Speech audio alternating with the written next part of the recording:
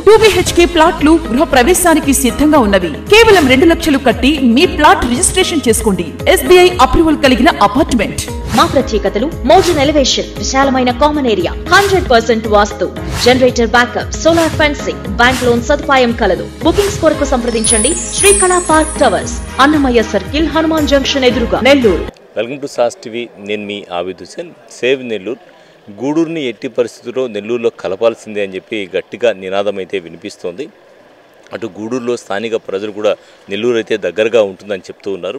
ఈ నేపథ్యంలో ఎమ్మెల్యే పాసం సునీల్ కుమార్ కూడా ఖచ్చితంగా కలపాలని కోరుతున్న వేళ మనతో పాటు ఎమ్మెల్సీ బల్లి కళ్యాణ్ చక్రవర్తి ఉన్నారు. వారితో మాట్లాడదాం. సార్ చెప్పండి, అసలు మీరేమనుకున్నారు దీని మీద? మీ స్టాండ్ ఏంటి? నేను నా స్టాండ్ చాలా క్లియర్గా గత అసెంబ్లీ సమావేశాల్లో చెప్పడం జరిగింది. నా డిమాండ్ ఏంటంటే నెల్లూరు జిల్లా గూడూరుని నెల్లూరు జిల్లాలో కలపడం, తిరుపతి జిల్లాలో ఉంచడం అనేది కాదు.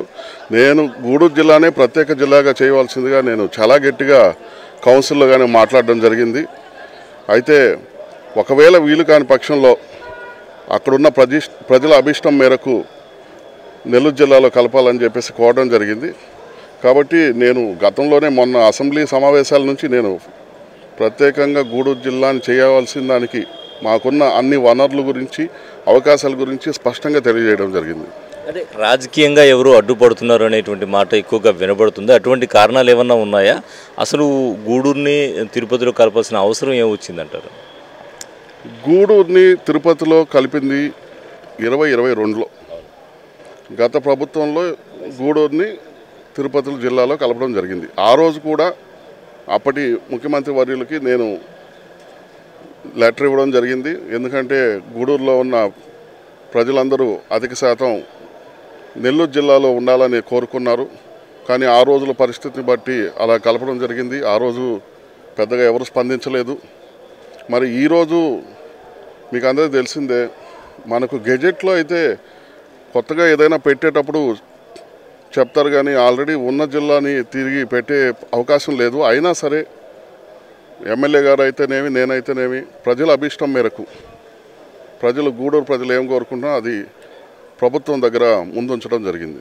అంటే ఏదైనా అవకాశం ఉందా ఇప్పుడు మళ్ళీ నెల్లూరులో కలిపేటువంటి అవకాశాలు? మీరు అన్నట్టు అంటే ఒకసారి ముసాయిదా వస్తే ఇది జరగదని చెప్తున్నారు కాబట్టి ఏదైనా సోర్సెస్ ఏమన్నా ఉన్నాయా? ప్రజల నుంచి వాయిస్ గళంగా వినిపిస్తే మారేటువంటి అవకాశాలు ఏమైనా ఉన్నాయా? ఎంతవరకు ఉంటాయి? ఎంత పర్సెంటేజ్ ఉండొచ్చు?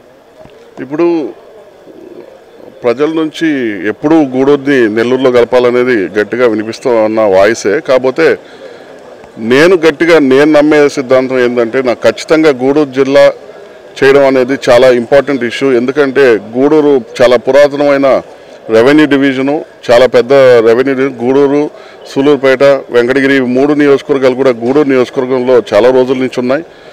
అలాంటిది ఈరోజు గూడూరుని ఖచ్చితంగా వేరే జిల్లాలో కలిపేదానికంటే నేను ఎక్కువగా జిల్లా చేయడం మీదే ఎక్కువ డిమాండ్ చేస్తున్నాను. ఈ పర్సెంటేజ్ ఎంత జిల్లా వరకు తీసుకుంటే చేసే అవకాశాలు ఉన్నాయంటారా? బలంగా ఈ డిమాండ్ వినిపిస్తే